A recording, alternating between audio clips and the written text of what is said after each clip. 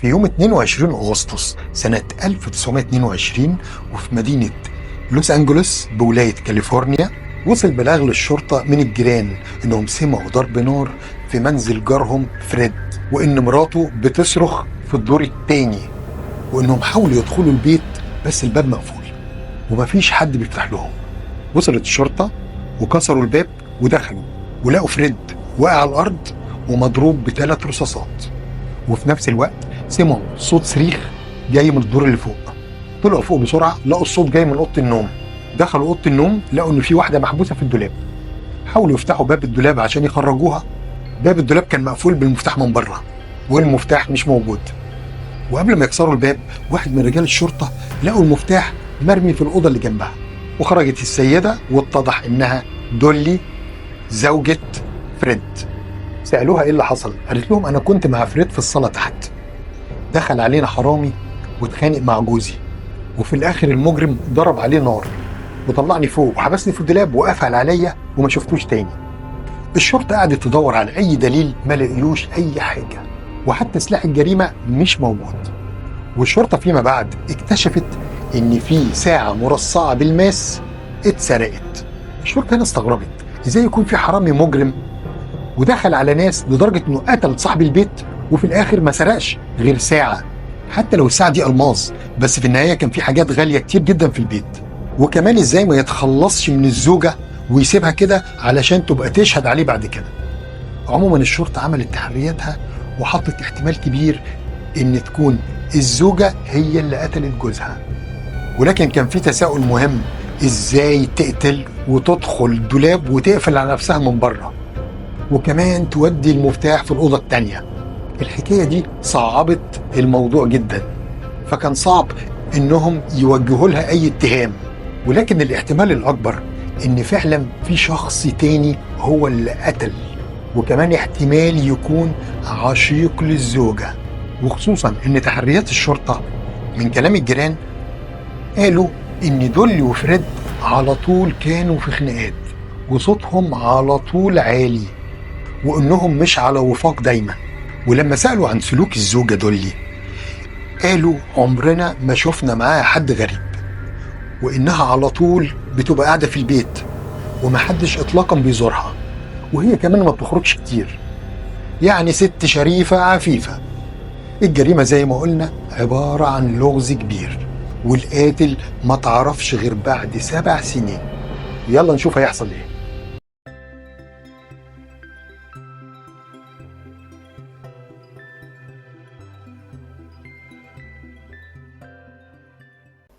علشان نعرف القاتل تعالوا الأول نعرف حكاية فريد ودولي.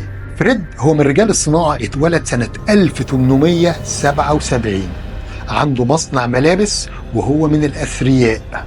ودولي اتولدت سنة 1880 في ألمانيا من أسرة فقيرة وهاجرت لأمريكا، وكانت فتاة جميلة وجذابة.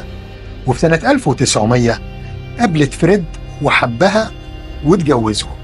ألف مبروك. ولكن ما أنجبوش أولاد. القضية كانت محيرة جدا وحاولوا يدوروا على القاتل، ولكن الشرطة ما عرفتش تحل اللغز، ومع انهم متأكدين ان دول اللي متورطة في الجريمة ولكن ما فيش اي دليل.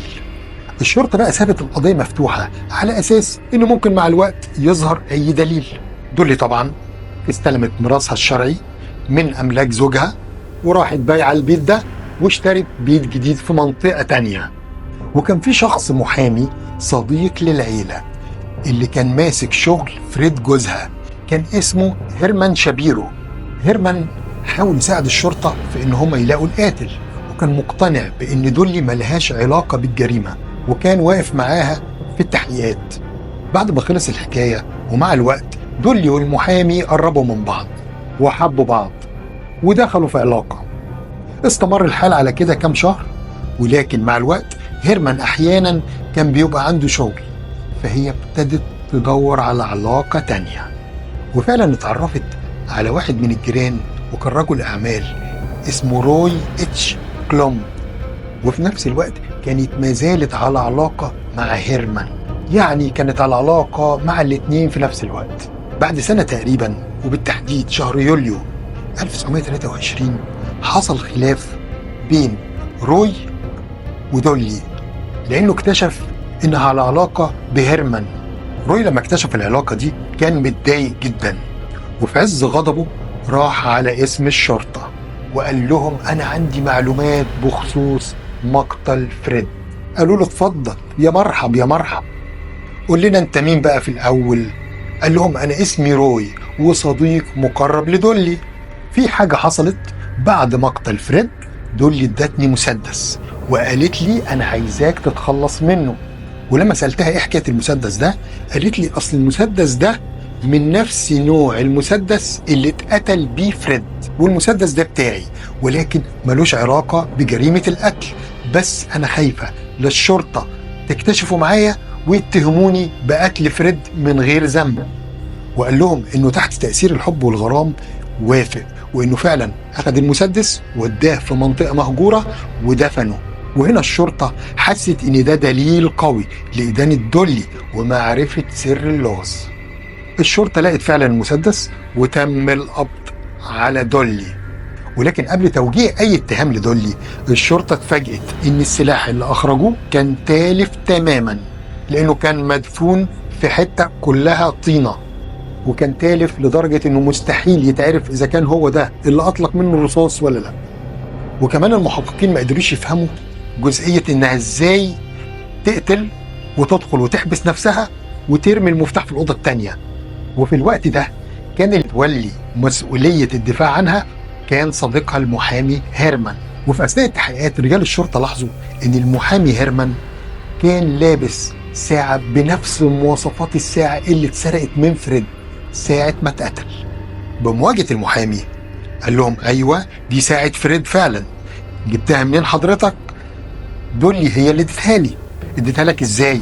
قال لهم اديتها لي هدية، وده لأنها عثرت عليها وهي بتنقل في البيت الجديد. وهنا شكوا في المحامي هيرمان انه ممكن يكون القاتل، ولكن راحوا سألوها قالت لهم انا عثرت عليها فعلا وانا بنقل في البيت الجديد، وما كنتش شايفة انها حاجة مهمة ان انا بلغكم. وبالتالي ما لقوش اي دليل لا على هيرمان ولا عليها، بس شكوك الشرطة زادت في تورطها في الجريمة. ولكن لان ما فيش اي دليل في القضية فاخلوا سبيلها، وتستمر دولي في حياتها مع حبيبها المحامي لحد سنة 1930. وهنا كانت الخلافات ما بينهم ابتدت بقالها فترة، وده نتيجة تعدد علاقاتها وشكوا في سلوكها، وفي النهاية انتهت قصة الحب اللي بينهم. وبكل غضب هيرمان شابيرو عمل زي روي قبل كده وراح طالع على الشرطة، بس هيرمان بقى ما قال لهمش لا على مسدس ولا الكلام الفاضي ده، انما قال لهم انا عارف ايه اللي حصل في ليلة مقتل فريد، وعارف كمان مين القاتل. القاتل هو اوتو سان هوبر. ايه حكاية اوتو سان هوبر ده بقى؟ وهل فعلا هو اللي قاتل؟ علشان نعرف الحكاية تعالوا نرجع 10 سنين قبل مقتل فريد، وبالتحديد سنة 1913. في يوم من أيام 1913 دولي كانت قاعدة وحيدة في المنزل الكبير اللي كانوا ساكنين فيه في بلد اسمها ميلوكي في ولاية ويسكونسن. وفي الوقت ده كان عندها 33 سنة، وكانت من عادة الستات البيوت في الوقت ده انهم يقضوا وقتهم في القراية او الرسم او التفصيل. وفي اليوم ده ما كانت الخياطة بتاعتها اتعطلت، فطلبت من جوزها اللي عنده مصنع ملابس انه يبعت لها واحد من الفنيين لاصلاح مكنة الخياطة. وبالفعل جوزها بعت لها اشطر واحد عنده وكان اسمه اوتو سان هوبر، ويقال ان هي طلبته بالاسم لانها كانت شافته قبل كده في المصنع. لما راح اوتو المنزل صاحب العمل بتاعه بيحكي اوتو بيقول ان دولي استقبلته بملابس غير محتشمة، وبعد ما صلح المكنة بتاع الخياطة حصل علاقة غرامية ما بينهم. في الوقت ده كان عنده 17 سنة وهي 33 سنة. المهم انه بعد اليوم ده تعددت اللقاءات ما بينهم، سواء في فنادق او في الحجرة اللي هو كان ساكن فيها لانه كان عايش لوحده. ولكن حصل كذا موقف خلاها تخاف من لقاء في الأماكن دي. وده خد بالنا إن الكلام ده في سنة 1913، يعني كان لسه العادات والتقاليد إلى حد ما موجودة في الغرب، غير دلوقتي طبعا خالص. ومع الوقت قررت إنها تجيبه عندها البيت لما جوزها يكون في الشغل. الجيران في الوقت ده لما شافوه كذا مرة بيدخل ويخرج، وخصوصا في عدم وجود جوزها، سألوها مين اللي بيدخل عندك كل شوية ده؟ قالت لهم ده قريبي. هي بقى لما حست ان الجيران واخدين بالهم وممكن الكلام يوصل لجوزها، جات لها فكرة مبتكرة، وهي انها توضب الصندرة اللي عندهم في البيت فوق علشان اوتو يقعد فيها، وخصوصا ان فريد جوزها عمره ما بيطلع فوق. اوتو طبعا عجبته الحكاية جدا، وكده كده هو ما كانش عنده عيلة ولا حد يسأل عليه، فقرر قبول الدعوة. وبالفعل فرشت سرير، وبغفلة من الجيران دخلت اوتو البيت وما خرجش تاني، وطلعته في الصندرة فوق. وكان قبلها ساب الشغل في المصنع وقعد متفرغ ياكل ويشرب وينام، وكان حريص على انه ما يطلعش اي صوت، وكان بينزل يقعد معاها لما فريد يروح الشغل.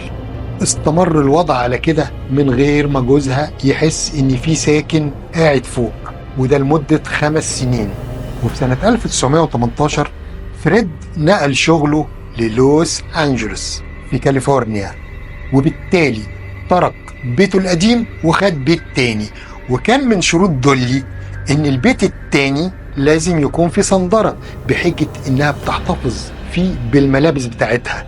وبالفعل انتقلوا هما الثلاثة للبيت الجديد في لوس أنجلوس، اوتو فوق وهي وجوزها تحت. ومع الوقت ازدادت الخلافات بين فريد ودولي، والجيران على طول كانوا بيسمعوا خناقهم، واستمر الوضع كده لحد يوم 22 أغسطس 1922. وفي اليوم ده فريد اتخانق مع دولي كالعادة، وابتدى الصوت يعلى، وطبعا اوتو بيبقى سامع كل حاجة فوق. وفجأة الخلافات خرجت عن السيطرة، واوتو هو فوق سمع خبطة جامدة وصريخ من دولي، فحس ان فريد هيموتها. وهنا قرر انقاذها، فراح واخد مسدس كان معاه فوق ونزل بسرعة، وتحت اكتشف ان دولي اتكعبلت في السجادة ووقعت لوحدها. ولكن كان فات الاوان، لان خلاص كان ظهر على السلم، وفريد طبعا اتفاجئ ان في زبون نازل عليه من فوق. اكتشف ان في واحد ساكن فوق. فريد هجم عليه واشتبكوا مع بعض، واحنا قلنا ان اوتو نزل ومعاه مسدس، وفجأة في وسط الخناقة خرج من المسدس 3 رصاصات عن طريق الخطأ، مع ان الخطأ ده بيبقى في رصاصة واحدة، انما 3 رصاصات ده مش خطأ خالص يعني. طبعا فريد وقع ميت، وهنا حصل هلع وذعر من الاتنين، وفكروا بسرعة يعملوا ايه. راح شادد دولي من ايدها وطلعها فوق في الدور الاول، وقال لها ادخلي الدولاب، وكأن في حرامي بيسرق البيت وهو اللي قفل عليكي. وعلشان يأكد موضوع السرقة أخذ الساعة من جيب فريد واداها لدولي وقال لها تخبيها. وبالفعل دخلها الدولاب وقفل عليها الباب بالمفتاح، وحط المفتاح في الأوضة التانية، وراح طالع الصندارة في مكانه يستخبى، وهي قعدت تصرخ لغاية الجيران ما سمعوا، وكانوا سامعين صوت رصاص قبلها، فحاولوا يدخلوا البيت ما عرفوش، فبلغوا الشرطة. الغريب في الموضوع ان ازاي الشرطة ما فتشتش البيت كله، وازاي ما لقوش اوتو فوق في الصندارة. عموما هي حاجة غير مفهومة، بس هو ده اللي حصل. دولي بقى بعد ما حصلت على ميراثها من فريد باعت البيت وراحت اشترت بيت تاني في منطقة تانية زي ما قلنا، والبيت ده برضه كان فيه صندرة، على اساس ان اوتو هيفضل معاها في البيت الجديد بشكل سري برضه.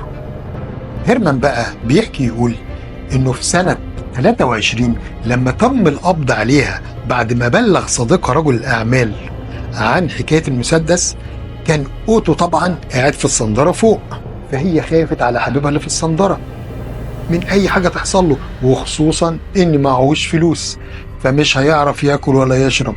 فطلبت صديقها المحامي هيرمان وقالت له إن أخويا غير الشقيق عليه قضايا وهربان من الشرطة ومقيم بالسر في البيت وهو مقفول عليه فوق، فروح جيب له أكل.